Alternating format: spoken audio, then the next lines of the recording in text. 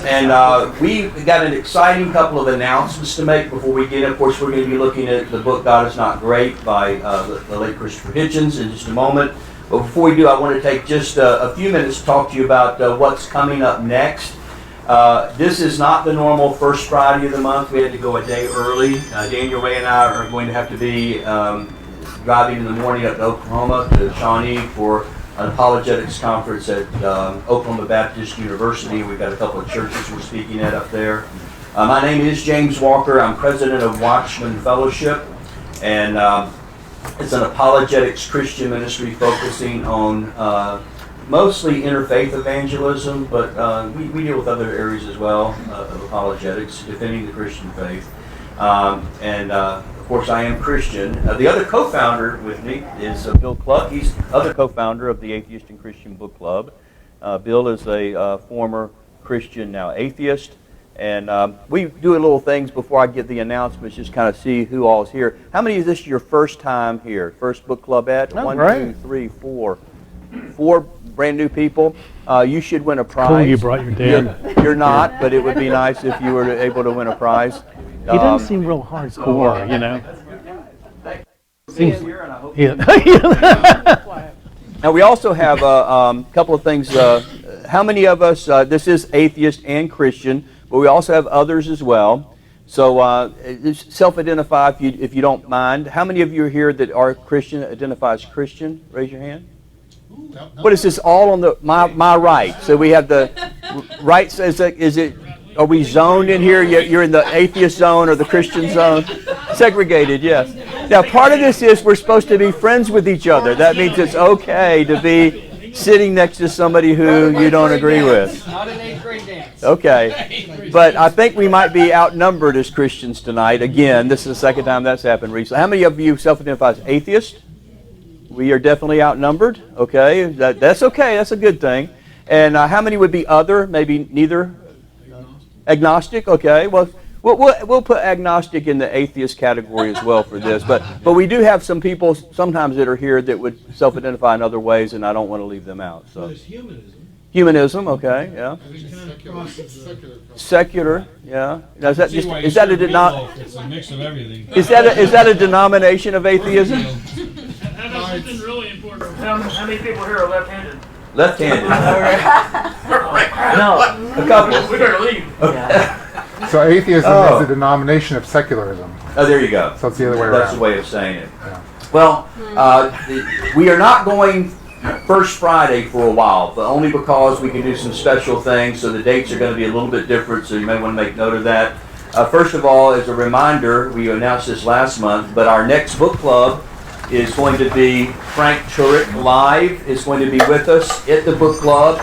We're going to be looking at another book, his book he's co-author of, I Don't Have Enough Faith to Be an Atheist.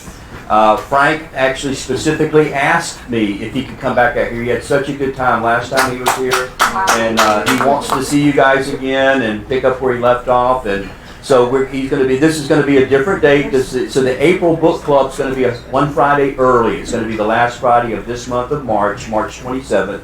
We'll still have the meal at 6, and then the club will start at 7, and we're really excited about that. So we're also going to go out of order a little bit. Let me get this passed around. Bill, if you could take those and pass them.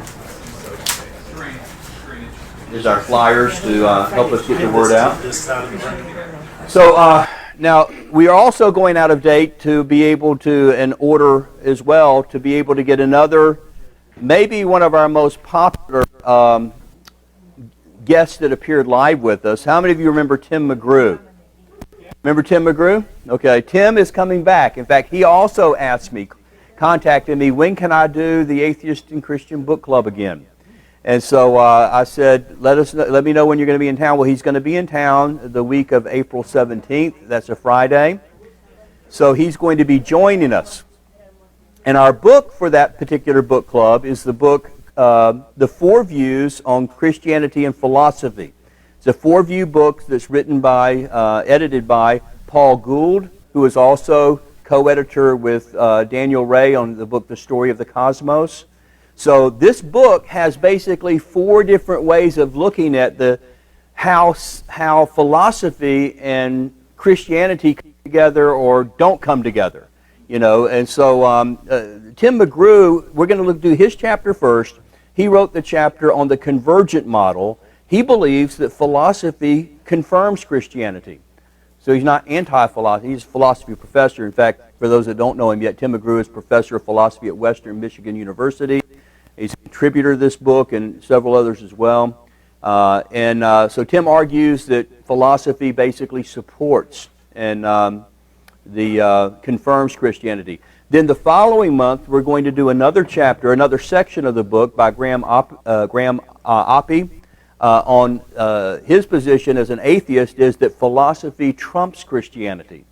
So that'll be his position. And Tim McGrew specifically asked for that because he thinks that Graham, he said, has one of the most compelling cases. He said, obviously I have a different position, but he says he makes the most compelling case, he thinks, for that. So anyway, we're going to be interacting. Now Dr. Oppy lives in Australia, so we probably aren't going to be flying him in, but we will hope to get him on Skype or somehow kind of way to bring him on to answer our questions as well. So that's the next 2 months, and so I'm really excited about that. But tonight's topic is going to be the God is Not Great book. I was at last night briefly at the Metroplex Atheists and just saying hey to some people and reminding them about the book club.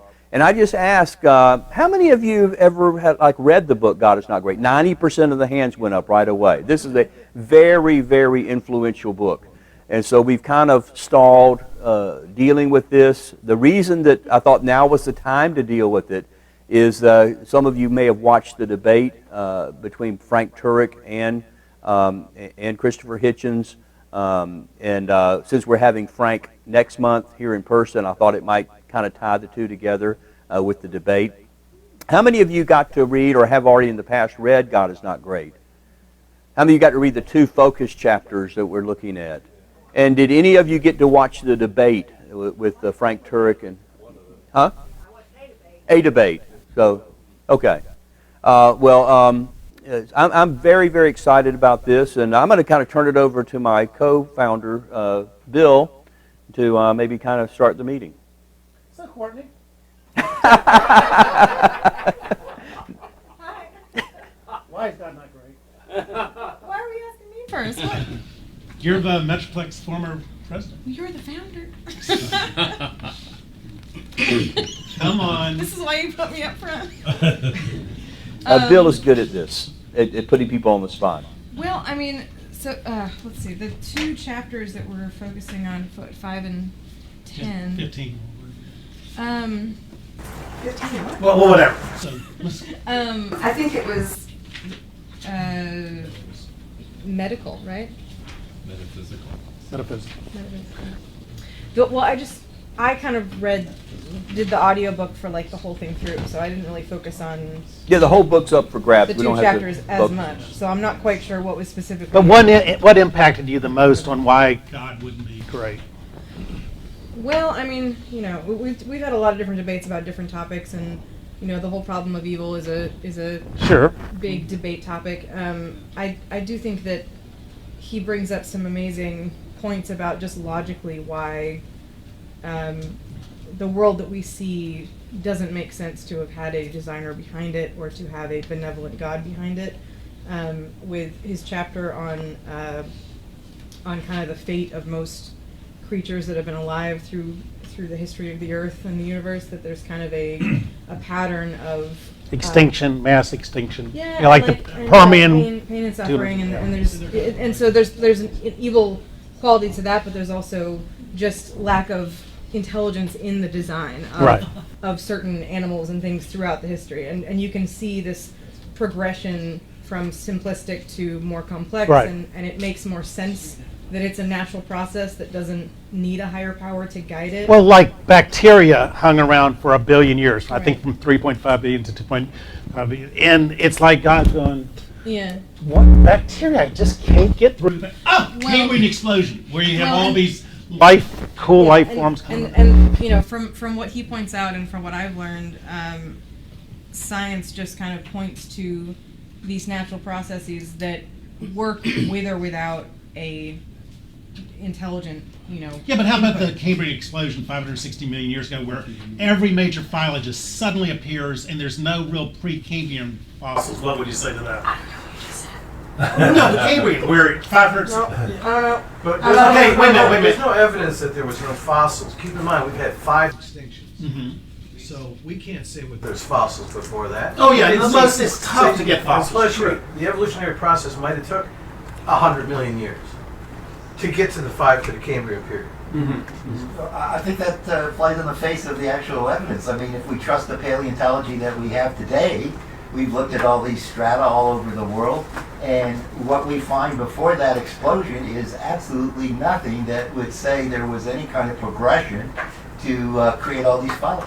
I mean, so if you believe your science, you should say, well, god dang, I don't know. Yeah, and it's like God has something for trilobites. He loves trilobites. I was just going to say, so we just found that the oldest living creature, the oldest living thing that ever existed on the planet was almost 4 billion years ago.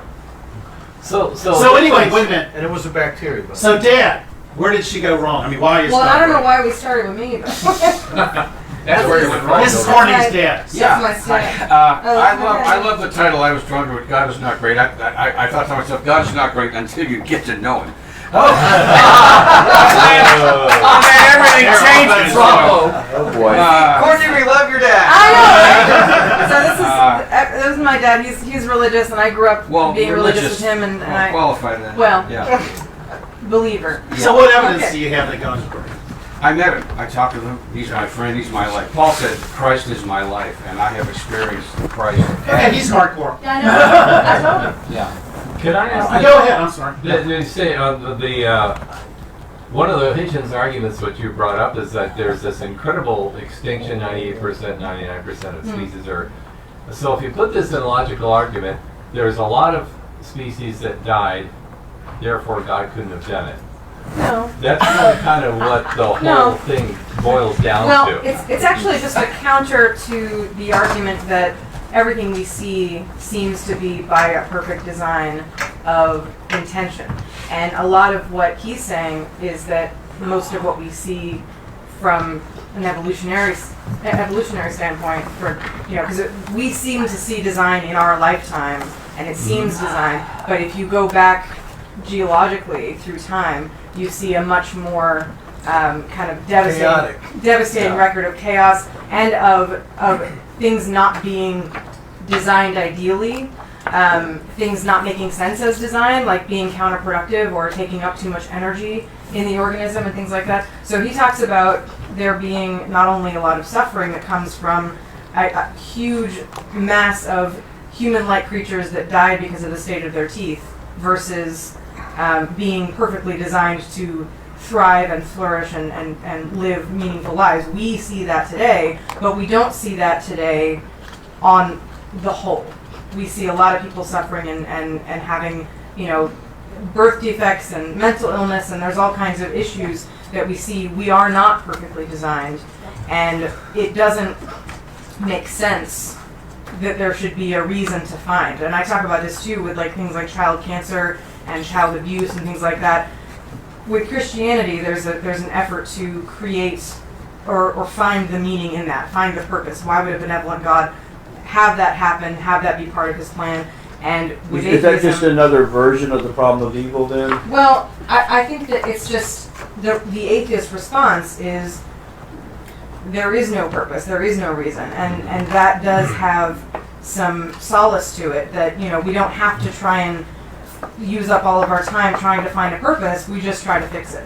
And I think, and I'm not saying that Christians don't try to fix it either, but I think that it does create an existential crisis of what is the meaning, what is the purpose, how is this possibly the best possible world that we could have been given. I think we're saying that it's not the best possible world anymore. I don't know, but that's I got a question for you though. atheist thing. To be able to say that it was a poor design, wouldn't we have to know the intent of the designer? Because, I can take my cell phone, I could say, this is poorly designed. The battery only lasts 12 hours. Yeah. Well, they could have designed it where it lasted for 2 weeks, but it would lose its portability. It would have like a car battery. Well, it's kind of like the speaker of the phone was up here, and Christians are saying oh, it's perfectly designed. It's like, well, it took millions and millions of years for it to evolve to get back here. But, oh, it was perfectly designed the whole time. No, that doesn't make any sense. I never heard anybody say perfectly until this conversation right here. Well, meaning that if God is perfect and He's the designer, then it is his And perfect. you have will, things right? like evolutionary dead ends where you have Neanderthals, which bury their dead, do art, are a lot like modern Homo sapiens, come into the scene 200,000 years ago and just hang around for 30,000 years ago, and then lose the evolutionary arms race with us Homo sapiens. And it's like, what is the point? These dead end evolution. I mean, do you have an answer for that? Can I jump in? Or does anybody? Yeah, go ahead. In back. You have to talk real loud so we can get you. Yeah. So, my name's Grant. I'm Kish Jordan. I'm Courtney. Courtney. Yeah. So, responding to what you just mentioned, the idea of God is perfect, and then you asserted from there the things that He designed would therefore be perfectly designed. I don't think it follows. So, for instance, I'm male. Yeah. My wife and I had a baby. She is female. Mm-hmm. I mean, it's just the characteristics I have do not immediately pass on to the things I create on the basis that I have those characteristics. Does that make sense? Yeah, I mean, Right? well, Just because God is perfect. Does that well, mean His and again, creation is perfect? yeah. Because then, at that point, interestingly enough, it would be God creating God, right? They did not. well, creating and whether the thing is perfect is separate from whether it's a logical design is really what I'm getting at. And I don't mean to create a straw man for Christianity or what Christians believe. It's just when we talk about what the atheist response to that is, sometimes that is the argument, and this is a response to that argument. Doesn't mean that everybody agrees with that argument. And so I'm not saying that would be the argument that you guys would make, but it's just that, for the purpose of context, that's what he's saying, is that when we look at the world, it doesn't seem intelligently designed. Go ahead. The way that people argue that it is. What if we approach it from the perspective of the Quran? Okay, God created Satan and all the angels. Satan was just one among them. So He creates this being that is so close to Him, so much like the perfect one, the perfect God, that He cannot worship Adam. He cannot serve Adam. He cannot serve man. He forbids it. And because He refuses to serve man, He is cast from heaven. God, Allah, says you are lower than man. You are lower than God. You are not God. You are not perfect. So what is the point? So the point is that He was an aspect of perfection, an aspect of God. Yeah, right. Well, God's right hand guy, yeah. And you're looking for perfection, and He's right there. Right. And He's right there walking among us. But the human beings, they don't recognize their own perfection, and so they don't understand that that basically that Satan is just like God. So Neil had a response. What do you say, Neil? Yeah, I think I'm going to go back to some good old Aquinas here. We run into trouble if we're talking about an omniscient, perfect, superior being when we try to import our limited, finite ideas and thinking and world up to that level. So what he said is there's only really two ways to address that. We have to either use analogy, where we say, well, we think he's like this because of such, and it's an analogy. We're not saying it's an absolute. That's an inference. And the other thing that he said is we can talk about what he is not, because once we establish that he is, or if we go to Scripture and establish that, then we can say, well, he's not, these kind of things. So I think with that as a foundation, what we kind of have to do then is take that and then look at the science that's out there and try to see how these things can bridge each other, and other than just spending time talking about, well, I think God was really a good guy. He was really a bad guy. No, he was no guy at all. Well, he was actus purus, to his full perfection. So we need to address it from our view to try and not get into his head, so to speak. Okay. But let's do this. We've got a quote from the book that maybe we'll give some things to talk about a little bit. I'm going to ask Daniel if he'll read this for us. This is from page 64. Talking about St. Augustine, Christopher Hitchens says, Augustine was a self-centered fantasist and an earth-centered ignoramus. He was guiltily convinced that God cared about his trivial theft from some unimportant pear trees, and quite persuaded by an analogous solipsism that the sun revolved around the earth. The reason I picked these quotes for conversation, because I think it shows an aspect of Christopher Hitchens' writing that I found permeates the book. Later on he says something, I won't get ahead, but the way he takes down Augustine in a very ad hominem kind of style, and lumps him in with calling him an ignoramus because he believed in geocentrism, which that was the dominant view for 1800 years since Aristotle. Mm-hmm. So it was the science. It wasn't just a theologian who had this crazy idea. But I just thought that this was kind of Christopher's style, that he's an eloquent writer, but then at the heart of this, there's no footnote, there's no reference, there's no quote from Augustine. He just blasts Augustine in this sense, and I kind of got that perspective that this is kind of his approach to everything. So is he overreaching? He is overreaching. To tie back into last week. So that's kind of, I don't know what you all think, but that's one thing that I've read this. I had to read this for my master's degree, and I found that he was saying a lot of things, and he could say it quite, eloquently. But in the end, it's an ad hominem dressed up in a tuxedo. Well, the main point of his book is, the title is God is not good, but he doesn't, God's not great, I'm sorry, but he doesn't really make that case. What the case he makes is that people have always been evil, and sometimes they do it in the name of religion, sometimes in the name of politics, sometimes in the name of race, ideology, whatever. So I don't really think he ever proves his main point that's the title of his book. Well, I mean, well, how do you disprove it? I think that what I'm driving at is it's not my job to disprove it. He said I'm going to write a book called God is Not Great. I don't think he made that case. Finish the title. Yeah. God is not great. Finish the title. And then second, how religion poisons everything. Yeah.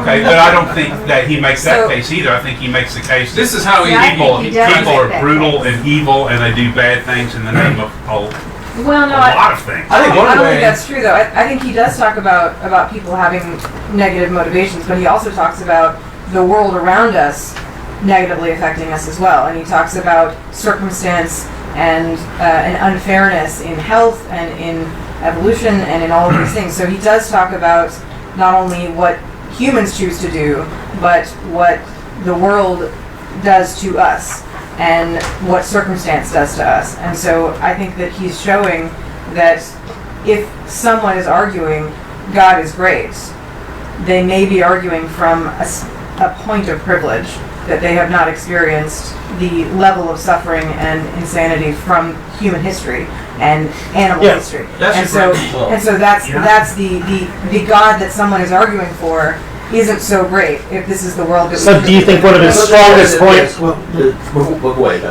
One of his strongest points is, this is one of his great quotes, God waits around with indifference for 100,000 years, because Homo sapiens have been around about 150,000.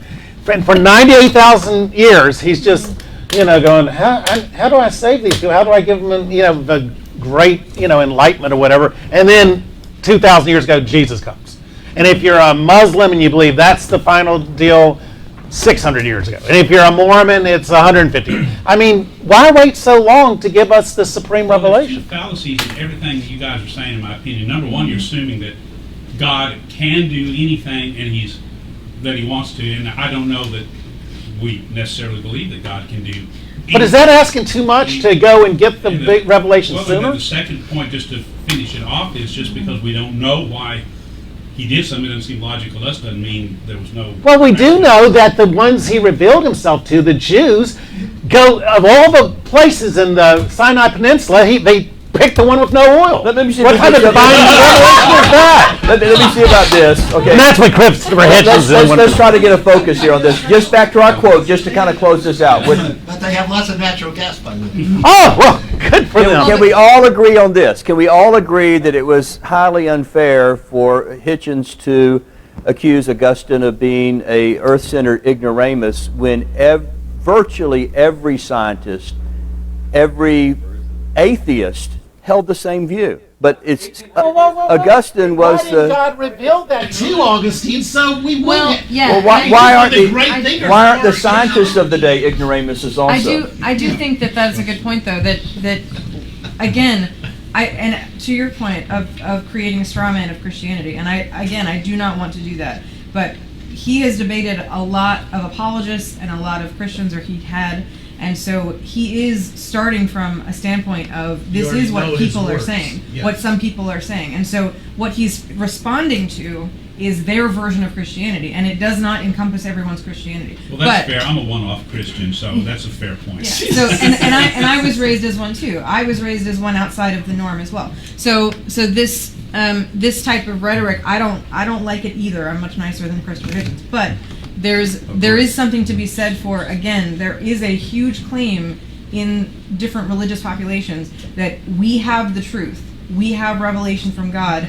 We know more than you do about truth. And they hold the truth above everyone else and say, and like the Christian, the Catholic Church holds the truth of that. And they held the Bible from the language of the people. On pain of death, you couldn't own that Bible. So they kept the truth secret and disseminated the truth according to what they thought. And so what he's saying is, if you can make a claim that you hold a truth that I am not privy to, then I hold a truth that you were not privy to in your own time. So if the Bible is going to be relevant, it's going to be helpful, it needs to have information that rises above the time it was written in. And it doesn't. And so that's the point. So what were you going to say? Fair enough. Getting back to like the main point of the book here, he says how religion poisons everything.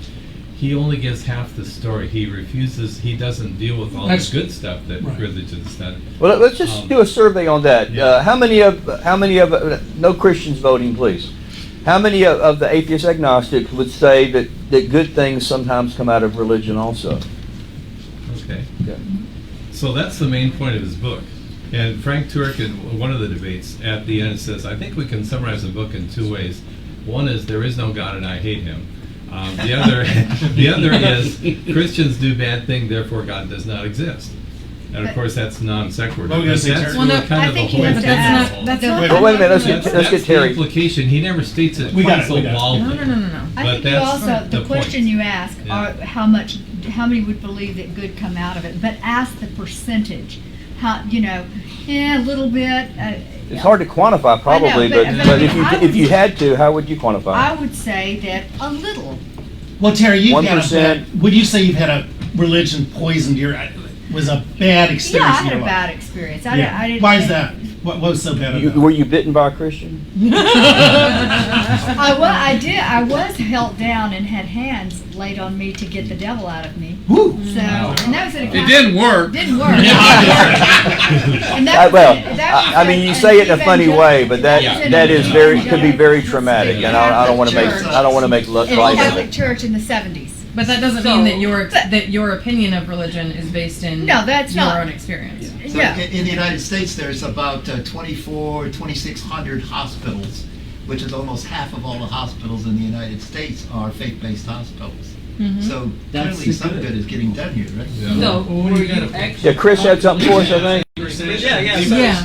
I think the Augustine quote, the Augustine quote in context, I think I can explain that. So the title of his chapter 5 is The Metaphysical Claims of Religion Are False. No. And I think what he's doing here, you're taking Augustine, one of the greatest, arguably the greatest Latin Christian thinker, he's taking him as one of several whipping boys, if you will. And I think what he's doing is he's making an argument from the lesser to the greater.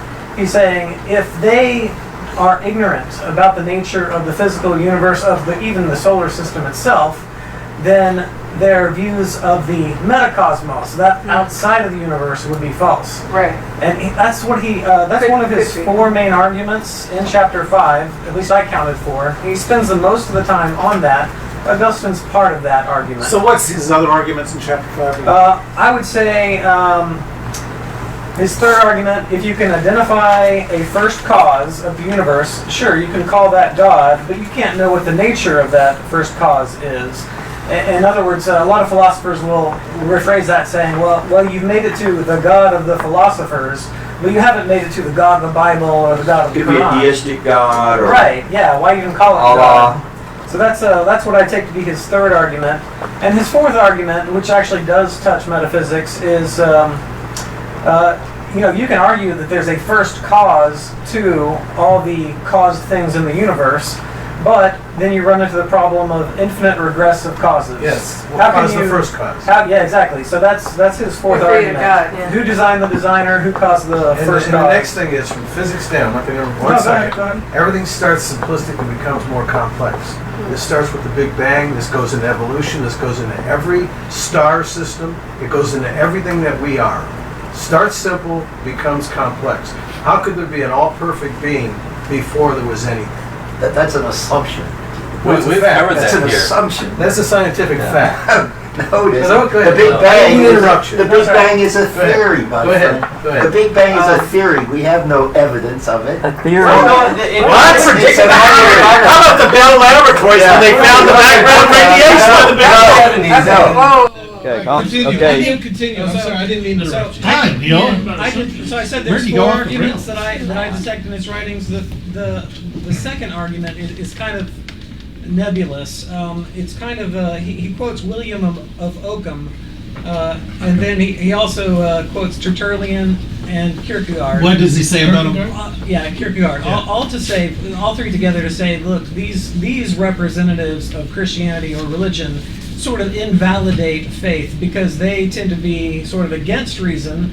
They tend to be more fideistic, saying, you can only prove something by faith, not by reason.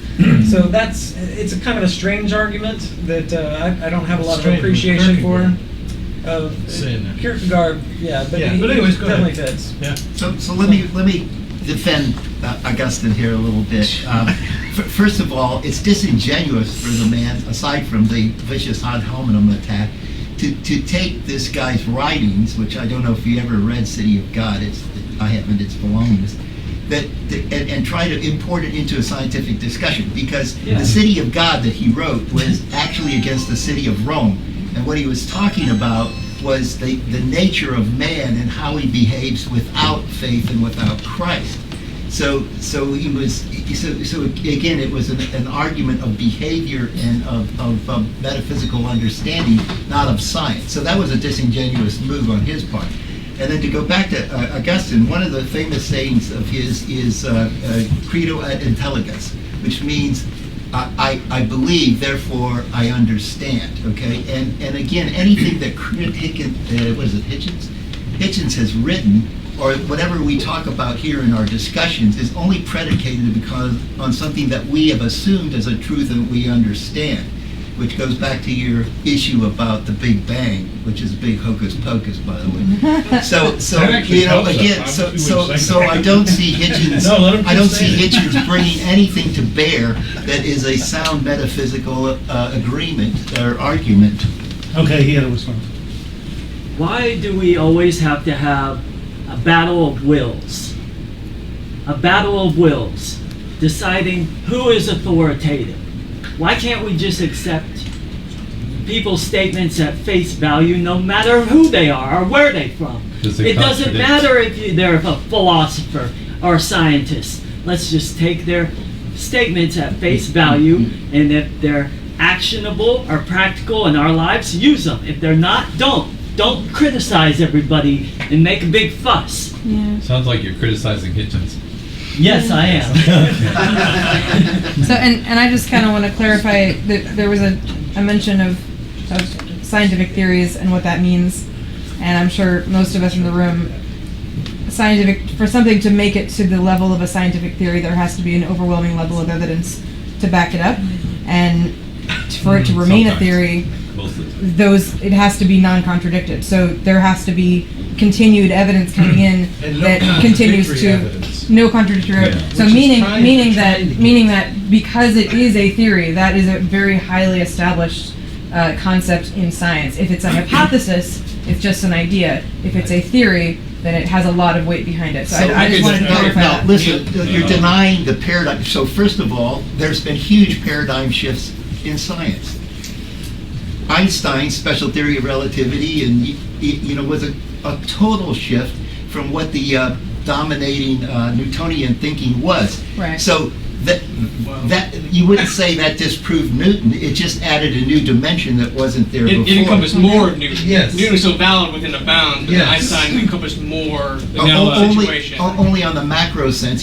There's still Yes, micro issues. the But, micro let issues. me go to my other point. So for example, for years there was the idea that there was no planet beyond Neptune, or maybe Uranus, because of the gravitational studies that Newton had done at the time. That was the accepted theory. 1600. And then we found that there was Uranus out there, okay? Right. That didn't disprove what Newton had done. It just showed that we hadn't thought about it and made those further calculations. So the thing about science, again, is that it's not an absolute thing. Right. You're trying to establish universal propositions from finite studies. So you're subject to interpolation and extrapolation issues. And when we say that the world is 1,500 billion years old, all this, that there's evidence that that's hogwash. Let me just kind of wrap this section up a little bit. Well, okay, what I'm hearing is that every scientific model, there is a shelf life involved, and it's not that it doesn't mean that science is bad. It just means that as more research is done, the paradigm sometimes does shift. I only watched a small part of the debate between Turek and Hitchens, and it started out, Turek spends, 5 of his precious 20 minutes in his opening statement trying to defend the Big Bang to Hitchens, who no doubt buys into the Big Bang. Why are you spending 5 minutes supporting the Big Bang? And now we're here, and a Christian is shooting that down. So I don't know, the Christians can't agree among themselves on that. So. But you also have scientists not agreeing among themselves, too. Right, but not there are people that well established. We have to have someone that actually knows this stuff. Go ahead.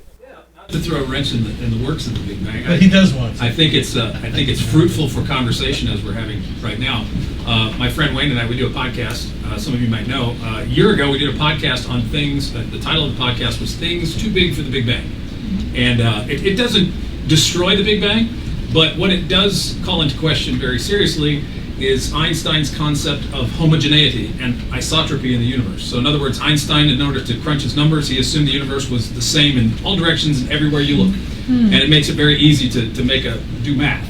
But what we've discovered since our observational technologies have improved are these megastructures of quasars and galaxies in younger parts of the universe that absolutely should not be there because there wasn't enough time for them to develop. Now, it doesn't shoot Big Bang in the foot. It just goes, how in the world did these things get there?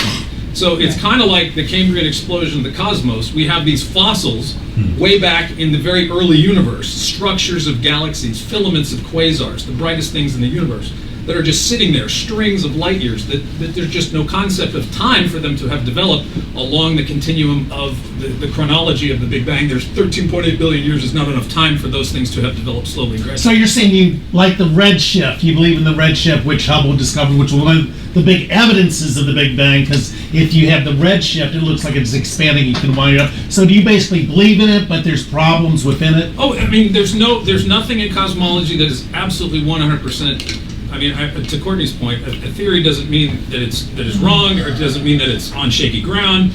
But no theory is complete. That doesn't mean it's bad, or it doesn't mean it's wrong. It just means that as our observational technologies improve, we are finding things that seem contrary to the kind of paradigm that we have right now. So we may be able to keep Big Bang, or maybe not, but it's speaking to the idea of the evolution of paradigms in science. And Christians have latched onto it because it implies the beginning, which Can I implies... say one thing? Dawkins says, don't use God as the gap, the science of the gap. We need better science. You're absolutely correct. There are anomalies. we found some subatomic aspects to hydrogen to justify the difference between matter and antimatter and why there's a universe at all. Just happening. Yeah. We are getting better science. Yes. Science is the gap. Religion is the enemy of reason. But here's the thing, you have a place just up the road here, Institute for Creation Research. And I guarantee you go into that place and they're going to tell you the universe is 6,000 years old. This is just anti-progress, anti-science. And they know science. They can give you science all over the place. They know radiometric, they know that. But they use good science, but they spin it their way. Well, and let's try to stick to the book. So I will say this, I think we can all agree on this. I'll try to find something that we can all agree on. Just because we say the theory of gravity, we're not questioning the existence of gravity. So I think a lot of that we don't want to make it sound like because we don't know all the answers that we're saying that there's no there's nothing we can proven wrong or something. Here's the thing. But let's go to another quote if we can, because we're kind of getting away from the book quite a bit. So we got another quote. If I get Daniel to read for us. This is from page 70. This is Hitchens talking about how science predicts the future of the universe in our solar system, etc. He says, we also know something about the future of our solar system. We can now do this while dropping, or even if you insist, retaining the idea of a God. The theory works without the assumption of God. You can believe in a divine mover if you choose, a reference to Aquinas, but it makes no difference at all. And so a couple of things that I thought about in this quote as I chose it. Number one, this kind of goes back to Laplace and Napoleon's conversation, where Napoleon is alleged to have asked the mathematician Pierre-Simon Laplace, where's God in all of your number crunching? And Laplace is said to have said, I have no need of that hypothesis. So this kind of revisits that idea. It works without that hypothesis. It seems to be. But the metaphysical aspect of it, that when you bring up the idea of God of the gaps, people that are, my argument about the big structures in the universe was not God of the gaps. But even if we found a mechanism, the Christian theologian would say, well, that's still, God. We're not. But if you say that God is being closed out of these discoveries, then you're assuming what God is like, because you're closing a door kind of on a straw man caricature of what you think God is, because you think that the mechanisms are overruling the nature of who God is. But the second thing in this one is his last statement there, that it makes no difference at all. And I think everybody in the room would probably agree that whether you believe or not believe in God, it does make a difference. I think what he's saying is that it makes no difference to the theory. One thing Hitchens the theory itself, because then you have the idea of mathematics and the prediction and the intelligibility. The difference is the metaphysical grounding of where all of that intelligibility and the numbers and all of that comes from. Well, it does make a difference in how you do science. Yeah, but that's separate from whether it works or not on But its that's own. metaphysical to think it is separate. Well, I think that's how But it could be separate. It could be, but that's the metaphysical assumption. But I think the assumption is saying that it's not separate. So starting from what we know and adding God into it is an assumption. But starting from what we see and what we know and saying this is the world that we started with and this is what we see and observe, and I think it was said before that if you took all the religious texts and they somehow tragically got out of existence and then kind of started civilization over, the discoveries we've made would stay the same, but the religions would be drastically different. Go ahead. And so there's not a basis, like you don't get, if you live without a religious text, you don't get a belief in a specific God, right? Can your friend talk? Well, but Go ahead. That assumes there is no God of revelation. I think the assumption there is not just you. The objection to the assumption that God is an assumption about God. Well, I'm a Christian. So, I agree with that quote. So where I struggle in the string of methodology, because I kind of wrote this down as I was going through. So, from my understanding, it's that God is metaphysical, and yet there are things within the physical realm that are affected by him. So, if every effect which God causes comes through to us through the mediation of a secondary cause that he can produce himself, I don't understand the reasoning for that, and also I can't understand whether God is or is not acting at any point. Right. It's indistinguishable to me, and so I don't have a frame of reference. You know, if I was raised as a Christian, I was not. If I was raised and I was taught that I am living within a framework, then I can understand that being my frame of reference. Jason, that's a good question, and I think we might be addressing this later this summer.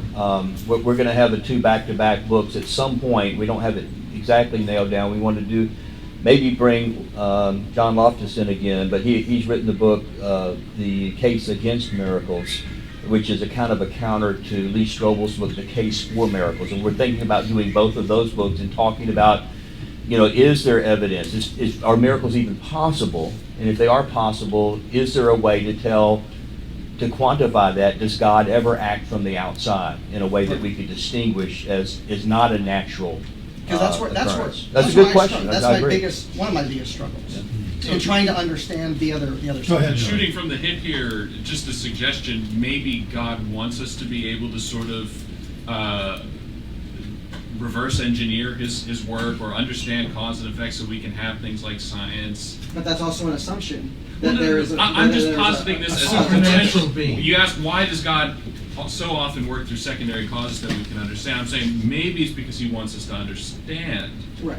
That's all I'm saying. Yeah. It's not hypothesis. I'm not saying like this proves God or yeah, anything and like that. I struggle working backwards because I feel that the science, as we learn more, as we gain a greater knowledge of the physical universe, that it doesn't get us any closer to where the metaphysical starts to. But that's exactly what science does. It works from the effect back to the cause. Right. I mean, you just described what science is all about. I mean, it's right, you're and it looking at the effect doesn't and trying show to me figure out the cause. Yeah, and I don't see it, and I don't see.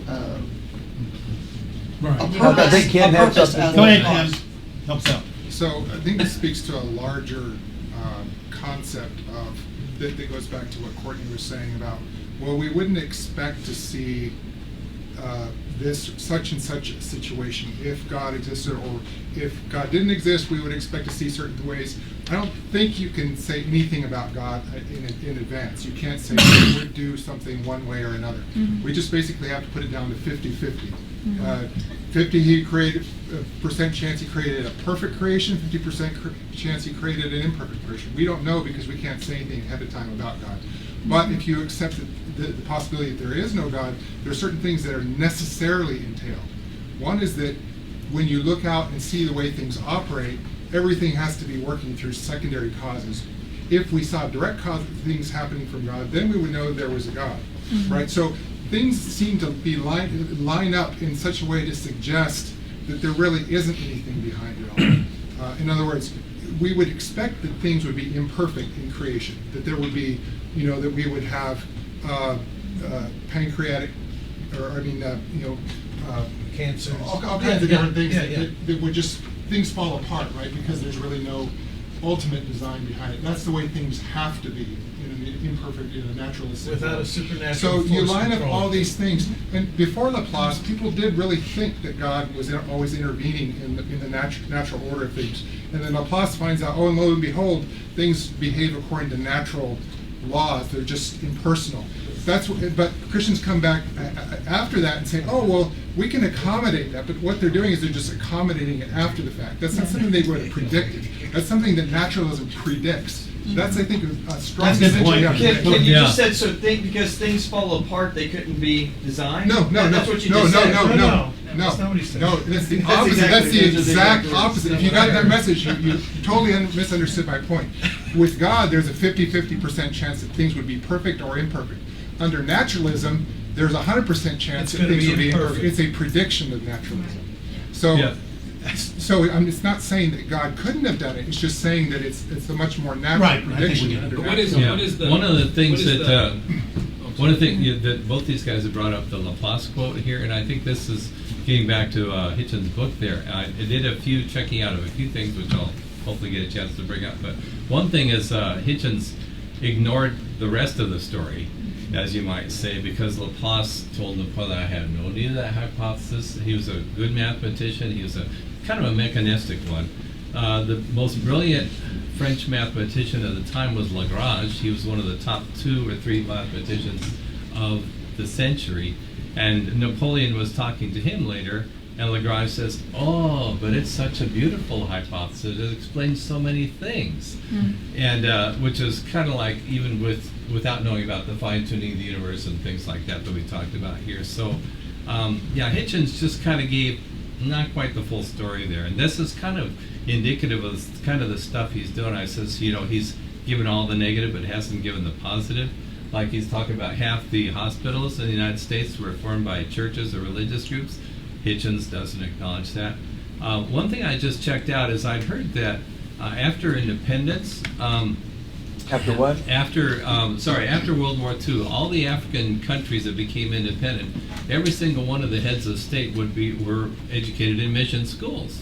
So I decided I'm going to check this out. I just found out just through a quick search of Wikipedia, which still took a few hours, that's not quite true, but a majority were. There's like, of the 34 countries I listed there, that like about 18 or 19, sometimes you can't even tell, because they just don't give that information in the biography. But see, that's one of the things that Hitchens does. He focuses on the negative, which you can't deny it's there, but totally ignores the positive too. Well, I That's think not the point. That's the point of the book. Religion poisons everything. The thing is, religion does not poison everything. Tell us. I had a question about the hospital thing. Speak up. I had a question about the hospital thing, about all the hospitals in the country and stuff. I guess if we never had religions in the world, I suppose we would never have any hospitals. We might have 2,400 less. Well, no, we'd have the same ones. They'd just be based in different Communist China philosophies. can Thank put you. I mean, Yeah. people get sick, people get hurt, people get, die. Where did the idea of hospitals? Has to have religion. And also, I would like to say, in terms of hospitals and medicine, there is a time in history where the systematic study of the body and to study what illness is and where it comes from, it was just cloaked in superstition, and illness was demons, and also the body shouldn't be studied systematically, and medicine shouldn't be a thing because But who are the ones who did that? because it is God's divine thing. And so what I'm saying is that there was a time when religion had a lot more power in the world, that it dictated we should not study the body because it is divinely inspired, it is a divine thing, and there's no systematic part of it that we can study and replicate and predict. And so then you have Descartes saying that the body is of the natural world, but the mind is not. But you have this natural progression from complete superstition to pushing back against the religious monopoly on truth and on free inquiry and on medicine. And so the only reason that we have hospitals is humanity pushed against the religious opposition to, and remember to scientific inquiry. In the and book, medicine. he goes and talks about how the religion has prevented vaccines, both Muslim and that's. Yes.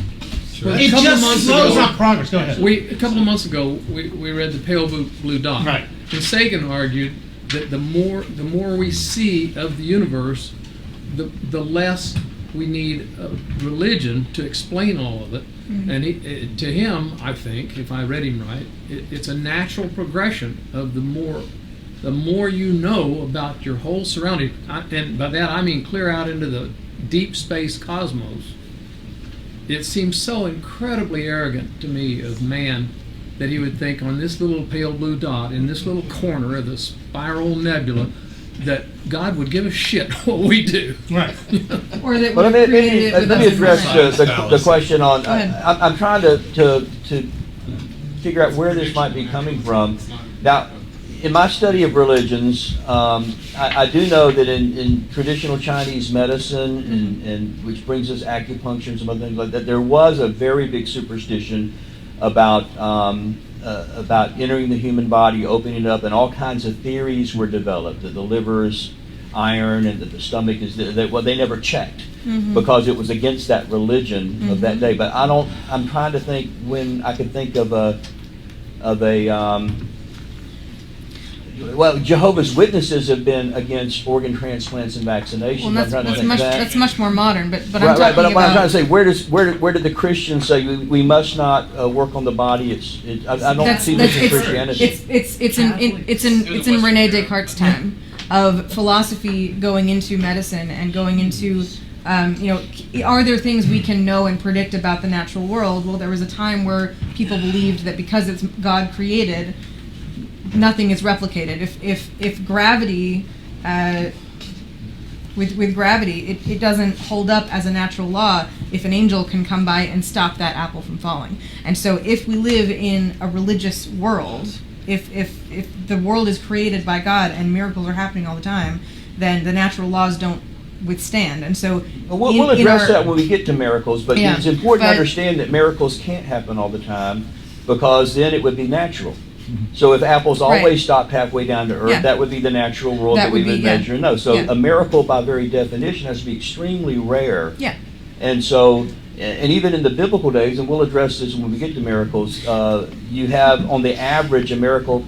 How often would a miracle happen? Once every how long? If you were to take all the miracles in the Bible, approximately 250, and say that they just happened between Abraham and Jesus, you would have one miracle every 8 years. But every 8 years? Yeah, every 8 years. When's the last day? When's the last time we had one here? That's it. They actually recorded one on tape, their ministry. As far as the yeah, they got it on audio tape. As far as the Bible is concerned, it would be during your time of the apostles. James, do you want to? Well, and just to clarify, that's a private miracle. We're not. To clarify what I meant by that, I'm not saying that. So in that discussion about miracles, I think I will be on the Christian side that the nature of a miracle is defying the natural law, so it doesn't call into question the natural law. But what I'm saying is there was a time a long time ago when people were debating whether we should trust the world to be consistent.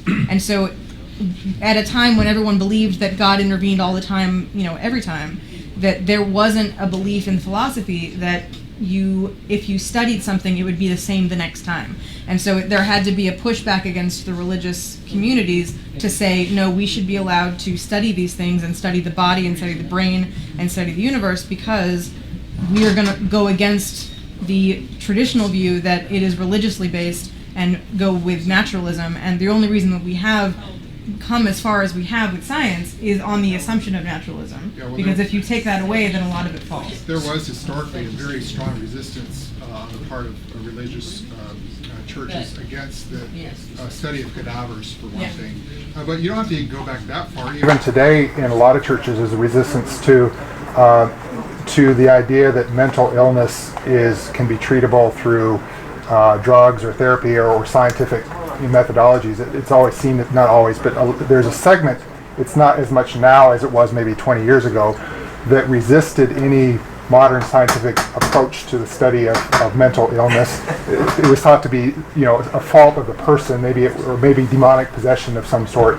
And you still find that in some circles, especially Pentecostal. Let's talk about there have been couples in the media whose children have had an illness or have had an issue, and they decided to not treat the child, and the child has passed away. And we have prosecuted these parents for not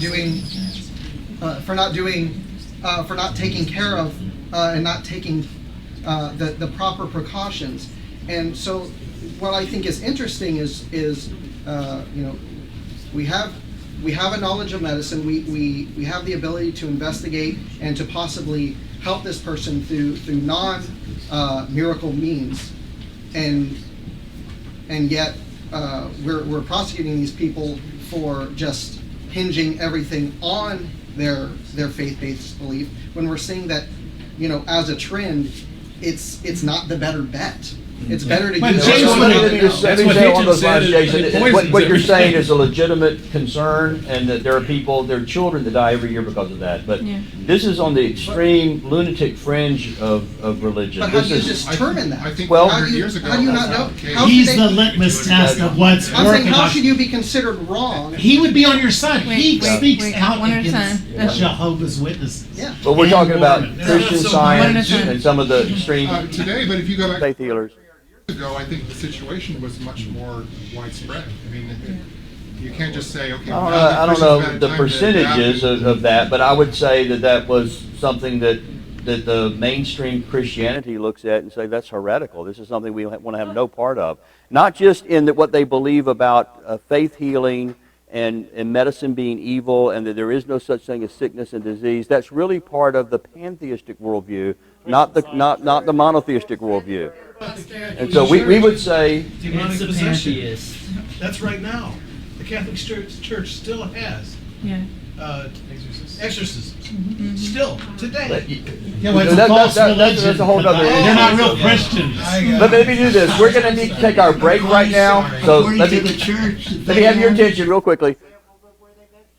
Okay, we're going to have a 10-minute break, and we're going to try to regroup. And what we're going to do is we're going to have some coffee available, some other refreshments. There's still some dessert left in there. Take a little restroom break, and so we'll be back in 10 minutes.